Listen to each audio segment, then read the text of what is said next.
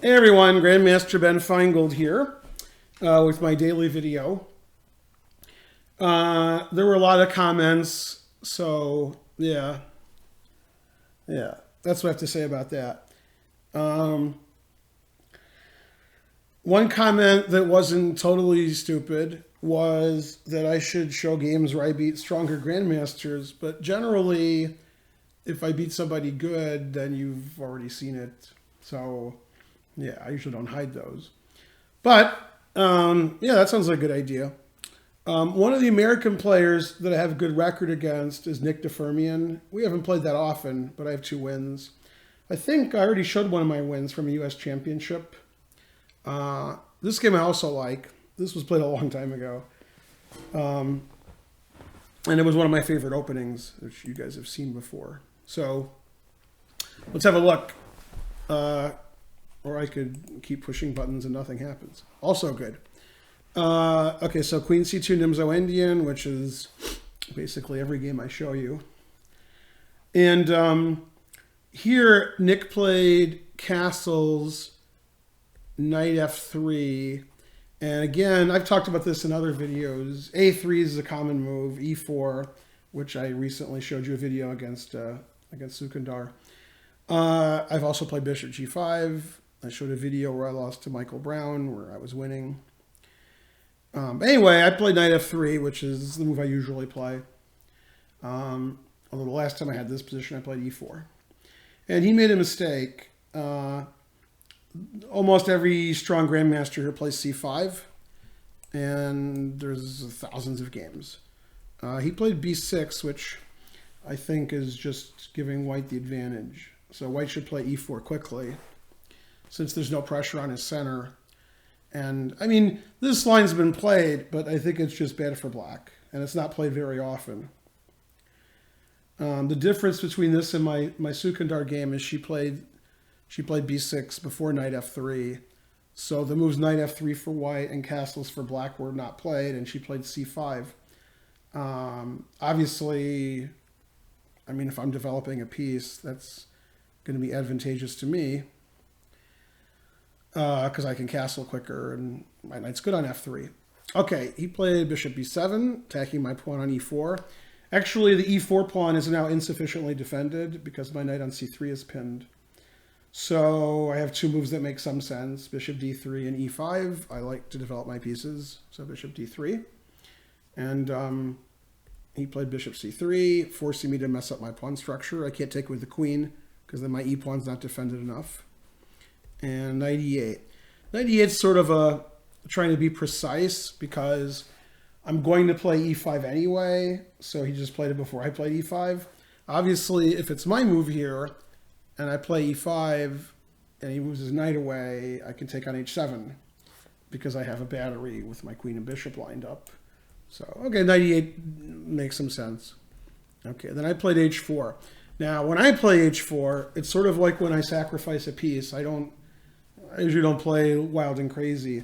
So I was actually feeling very confident at this point, even though my opponent's higher rated than me and he's won the U.S. championship a few times. I like the queen c2 Nimzo, and I thought this line was bad for black, and so we must punish. So since he just handed over the center and the 2 bishops, and he played knight e8, we should attack his king. Okay, h4 is fine. He played queen e7, and I played e5, threatening bishop takes h7 check. So probably a good idea to stop that. And he played f5. This actually explains further why in this position he played knight e8. Of course, I'm threatening e5 winning the h-pawn, so he could play h6 or g6. But by playing knight e8, he doesn't have to play h6 or g6 and can play what he wanted to play, which was f5. And obviously, if I don't take on f5 en passant, then I don't really have much of an attack. I would have to somehow get g4 in, and with his bishop on b7, that seems like a very arduous task. So I just took en passant. And actually, he has 2 ways he can defend his h-pawn. He can take with a knight or with the g-pawn, and he defends his pawn with his queen by discovery, which is what he did. Problem with taking with a knight is I can play bishop g5. again threatening the h-pawn. If he pushes the h-pawn, that's dangerous because I could play check, for example. He can't take with the king because it's illegal. He can't take with a knight because I take his queen. King f7 hangs mate in 1. And if king h8, knight e5 threatens knight g6 check. I prefer white. Okay. So he didn't play knight f6. He played gf. Okay. Bishop h6. Rook f7. Makes sense. Rook h3. So that stops him from messing up my pawns on the king side because my rook's defending my knight. And I can play rook g3 check. Makes sense. Okay, knight c6. I remember when I showed this game to Gregory Kaidanov, because I worked with him when I had the Sanford Fellowship from 1992 to 1994. We were looking at the game. I was saying, oh, this is a good game I played. I remember he kept assuming that I played rook g3 check. And I said, well, I think his king was bad on g8 on the open line.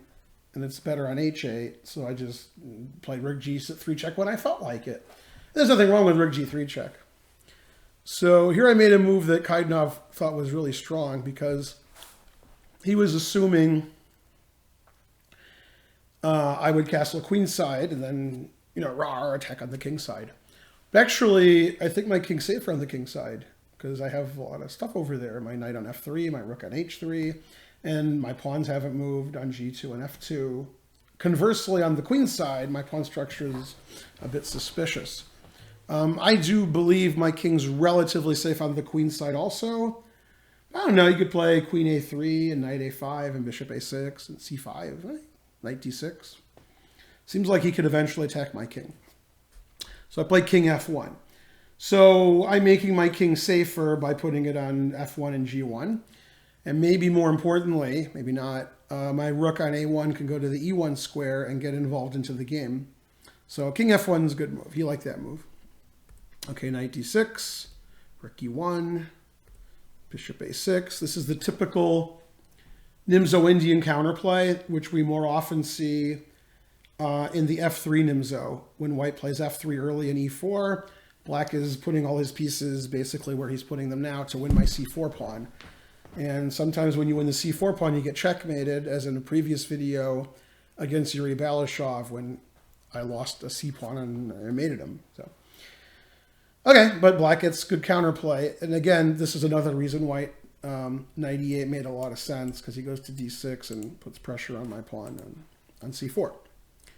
Okay, so I played d5 because it's a good move. I attack his knight. I open up the e-file for my rook. He obviously can't take. He has to play knight a5.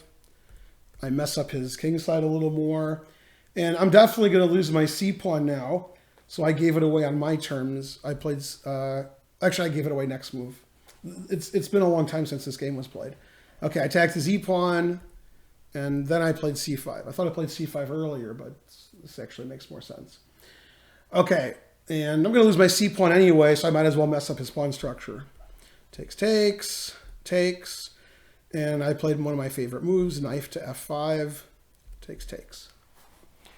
And black's a pawn up, but pretty sorry pawn, if you ask me. Doubled, isolated c-pawns. His knight on a5 is silly. His rook on a8 is silly. His king is silly. His f6 pawn is weak. I mean... sort of a misnomer saying that black is up a pawn because his pawns are so ridiculous. So basically I'm down a doubled pawn, which is basically useless for black, and my position is great. Okay, so he played knight c6 because his knight's ridiculous on a5. I played rook e4. My rook on h3 can go to d3 or g3 or f3, but I need my rook on e1 to do stuff too. I got three possible squares, a4, c4, and g4. Which potentially could be good. He played knight d8, which I agree with, because knight wants to go to e6. e6 is a great square, defends g7, defends c5. It could go to f4 later. It's defended on e6, so I agree with that. Rook a4. This way, if he ever tries to play rook b8 and get counterplay, he's going to give up his a pawn. I'll get a passed a pawn. And I actually have another reason. which is if he plays knight e6 as expected, I can play rook a6 at some point and kick his knight. Okay, he played king h8 finally, even before I played rook g3 check. And I played rook d3. Now my rooks are great.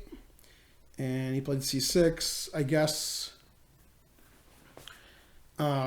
he's keeping my rook out of d5, which I don't care about. But actually, this is very interesting because one idea behind c6, which isn't so easy to see, is it opens up the second rank for his queen. So he can play queen b7 to b5, for example, or to b1 check. And then he's got some good counterplay. That's not a bad queen for him. Okay, so I played king g1. And this is interesting. So when I played king g1, I remember seeing this really tricky line. So I assumed his knight was going to go to e6, because otherwise, why did he play knight d8? And after c6, his knight can't go back to c6. So, okay. And then I played rook a6. And now, this is very important. If my king was on f1, which is where it was before I played king g1, now he could play queen b7, takes, check. But I played king g1, so this isn't good for black because I have queen g7 mate and bishop g7 mate. However, if my king was on f1 and I played king g1, then he would play queen g6.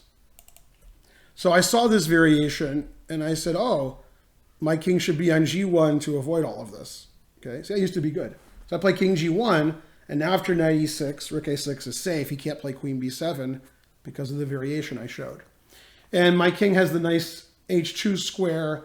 In any case, if his rook or his queen get to the back rank, I don't want to play king e2. That's not really a safe place for my king. So in all these instances where he's checking me, king's pretty safe on h2. Okay, so I'm threatening rook takes c6. He played c4, which is explosive, but not too explosive.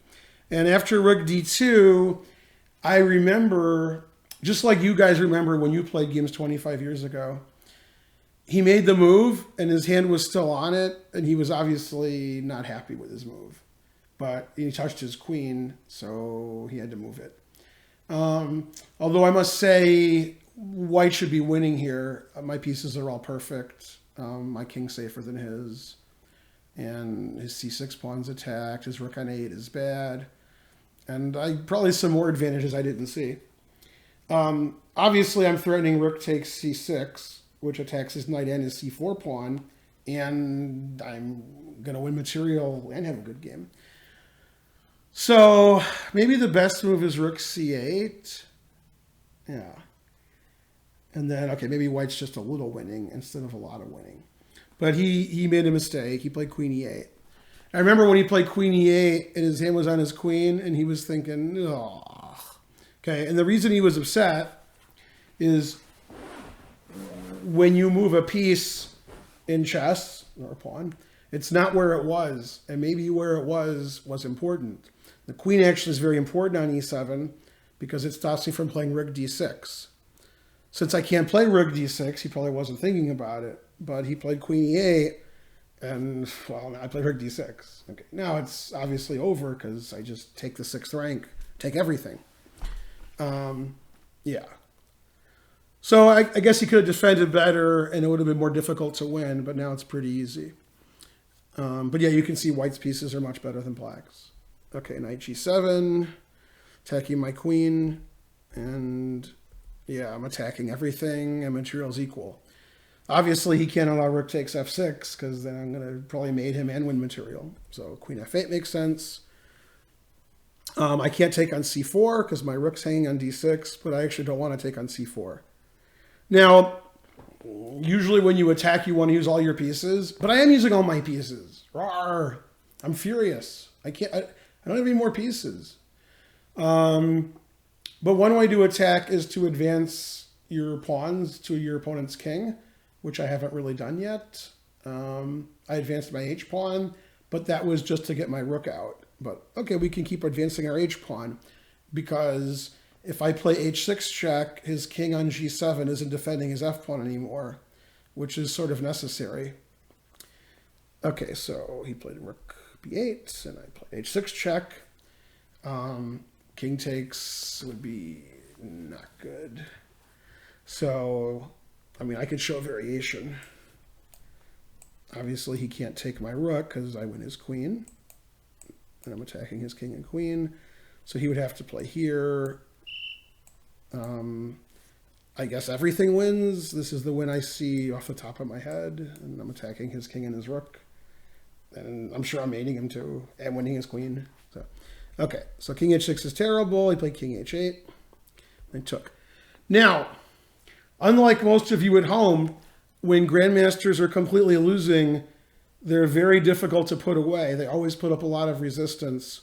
So even when I'm completely winning, I never like relax because they're always playing for tricks. I know that I do. And yeah, so he played the move rook b1 check.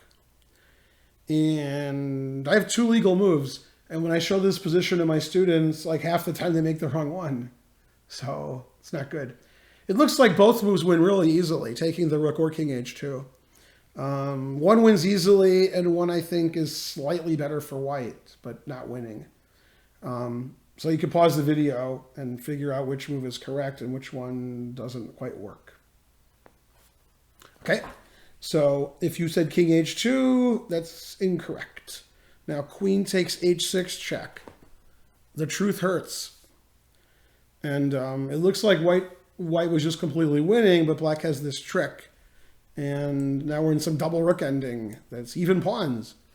And I'd rather have white, but I'd rather not play this way. Okay, so if you saw queen h6, good for you. I took the rook, of course. Now I'm up a rook. Yay!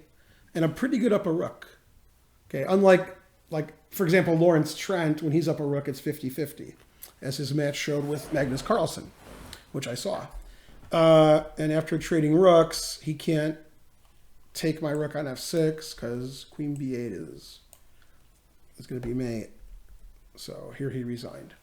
So that was one of my better games because I played sort of aggressively and accurately and sacrificed a pawn, activated my pieces. And my opponent's defense wasn't, you know, superb. And also, I think his opening play with castles, then b6, isn't the best. So I got a nice advantage out of the opening, and then I pressed, and things went well for me. So yeah, that was one of my favorite games because I beat a better player, and I did so by basically outplaying him and winning instead of, you know, playing my usual boring game and they hang a piece or something. This is sort of a forceful win. So that was nice. I hope you enjoyed that. Please follow me on Twitter and Facebook. There's links in the video. Sometimes the links work. If they don't work, you have to do a little work on your own. Please donate to our chess center. We're doing a lot of work for our chess center now. We're going to have to buy tables and chairs and chess sets and clocks. Who would have thought owning a chess business would have been difficult?